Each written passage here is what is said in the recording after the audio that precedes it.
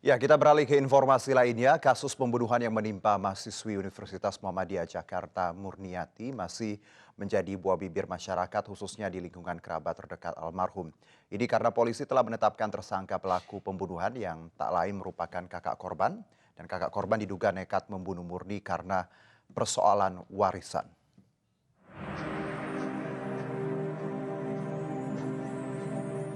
Tak ada yang menyangka, ada yang tega berbuat jahat pada Murniati. Pembunuhan yang dilakukan pelaku pada Murni rasanya tak masuk akal karena Murni selama ini diketahui merupakan sosok yang baik, ramah, dan tidak memiliki masalah dengan orang lain. Yang lebih mengagetkan lagi saat polisi akhirnya berhasil mengungkap siapa pembunuh Murni, yang tak lain adalah kakak kandungnya sendiri, RA. Dia itu kesehariannya memang anaknya baik dan juga nggak yang sering keluar gitu kan. Kalau pulang kerja ya selalu di rumah, Ramah ya? ramah, orangnya pendiam gitu, selalu senyum gitu aja. Sama tetangga baik tuh? Baik Baik banget, banget. baik banget. Ya, baik sih. baik sih, Komunikasinya komunikasi cukup juga baik. baik juga. Antara ibu sama anak itu baik. Ah, Nggak percaya sih. Sebenarnya sih nggak percaya, tapi waktu kejadian baru datang ya. Baru datang kayaknya itunya forum mukanya tuh nggak yang seorang kakak terhadap adik gitu, yang kaget gitu. Bukan hanya keluarga, tetangga yang mengenal keluarga ini pun dibuat terkejut tak percaya jika kakak korbanlah sosok di balik kematian Murni. Almarhumah itu orangnya supel, murah senyum, terus ya menyapa lah, sering menyapa. Saya sih nggak percayalah kalau abangnya sendiri ya.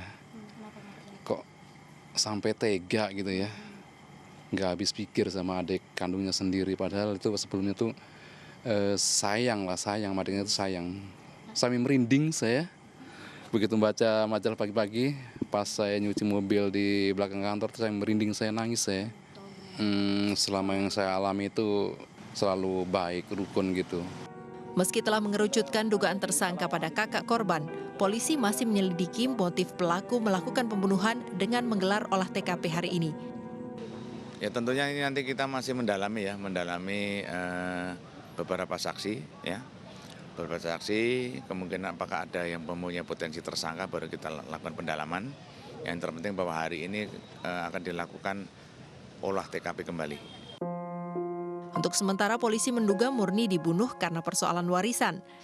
Simpulan sementara ini didapat dari sejumlah petunjuk, di antaranya barang-barang berharga Murni yang tidak hilang dan kecurigaan pelaku merupakan orang dekat korban yang memiliki duplikat kunci rumah lantaran tidak ditemukan kerusakan di rumah dan pintu rumah tetap terkunci. AR, kakak kandung Murni yang kini telah ditetapkan menjadi tersangka, juga sempat menolak otopsi pada jenazah Murni dengan alasan tidak ingin repot dan ingin jenazah segera dimakamkan di kampung halamannya di Garut. Namun, sang ibu justru diam-diam menyetujui otopsi jasad putrinya yang kemudian menjadi pelengkap petunjuk kematian korban. Murni ditemukan tewas di kamarnya Selasa dini hari dengan luka di bagian mulut dan kepala setelah tetangga mendengar kegaduhan dari kamar korban. Tim Liputan MNC Media, Jakarta.